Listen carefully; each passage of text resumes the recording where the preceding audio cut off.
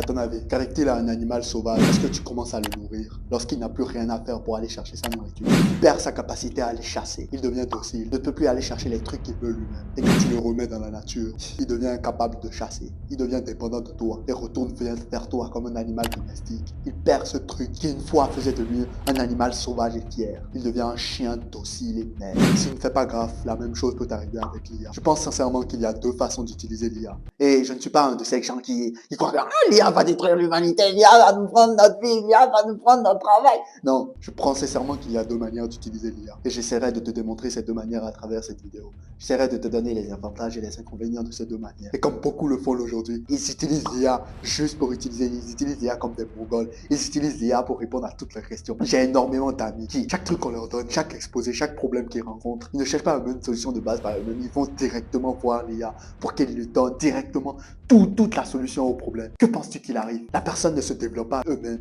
Le cerveau est tellement une belle machine, mais elle a besoin de problèmes, elle a besoin de rencontrer des difficultés pour se développer. Si à chaque fois tu lui donnes toutes les solutions, il ne se développera jamais. Tu resteras con, genre, ou encore pire, tu croiras que tu es intelligent en utilisant l'IA pour berner les gens autour de toi. Mais non, tu te dégrades de plus en plus, tu dégrades l'intelligence de ton cerveau, tu deviens de plus en plus con. L'IA est un outil formidable, mais je pense qu'elle ne remplacera jamais nous les humains. Et si on ne fait pas gaffe, on verra le même problème que les réseaux sociaux ont causé, genre Instagram, tout ça, déficit d'attention, déficit de concentration.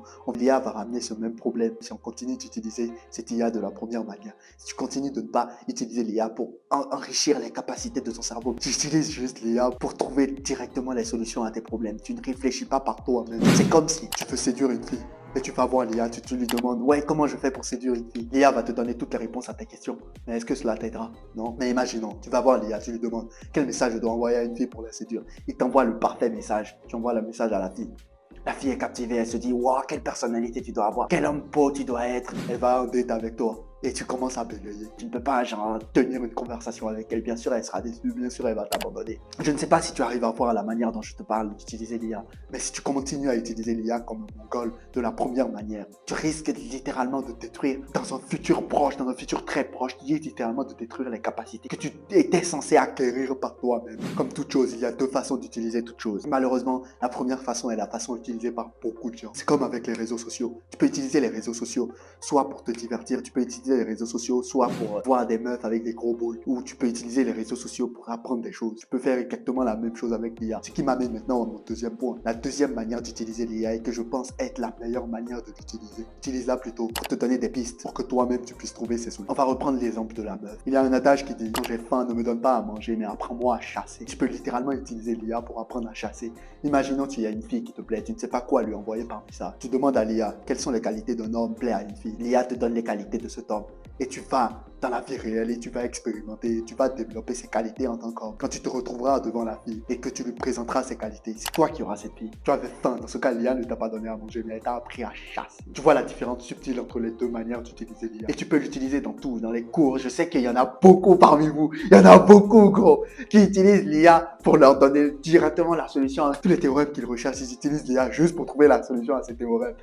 Gros, arrête de faire ça. Utilise plutôt l'IA pour qu'elle te donne des pistes et t'amène sur le chemin de la solution. Je ne suis pas un de ces gars qui ne croient pas au progrès. Non, gros. Je crois énormément au progrès. Pour te dire une vérité, man, certains titres de mes vidéos, je les trouve en utilisant l'IA. Genre, je demande à l'IA quel type de vidéo sur ce sujet ferait le plus cliquer. Il me donne le titre de la vidéo, mais jamais je n'utilisais l'IA pour me dire ouais, écris-moi toute la vidéo et je serai là comme un con en train de lire. Ouais, aujourd'hui, on va faire une vidéo sur l'IA, on va dire ci, on va dire ça. Non. Parce que je perdrais ma qualité à te transmettre mon savoir. Je perdrais ma qualité à te transmettre la voix du chat. J'utilise l'IA de manière productive pour qu'elle m'apprenne à chasser, pour que moi-même je développe mes capacités de chasseur. J'utilise cet exemple, ce problème, parce qu'il va très bien avec la solution. Beaucoup d'hommes utilisent l'IA pour manger et ils ne se rendent pas compte que sur le long terme, gros, cela les rattrapera. Parce qu'ils ne développent pas les capacités nécessaires pour passer au niveau supérieur. Beaucoup de gens font ça et continuent d'utiliser l'IA de la première manière. Quand les réseaux sociaux sont arrivés, beaucoup de gens ont continué d'utiliser les réseaux sociaux de la première manière à se divertir. Même moi, j'en suis le premier. Je regardais des réels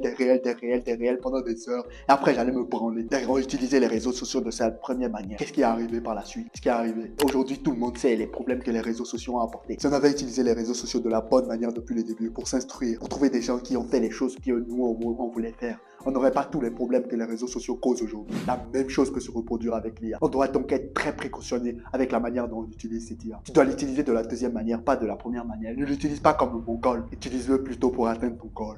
Ne suis pas le chemin du Jerry, mais suis la voie du God. Le monde est à toi, il n'attend que toi pour le conquérir. À la prochaine dans une autre vidéo. Peace.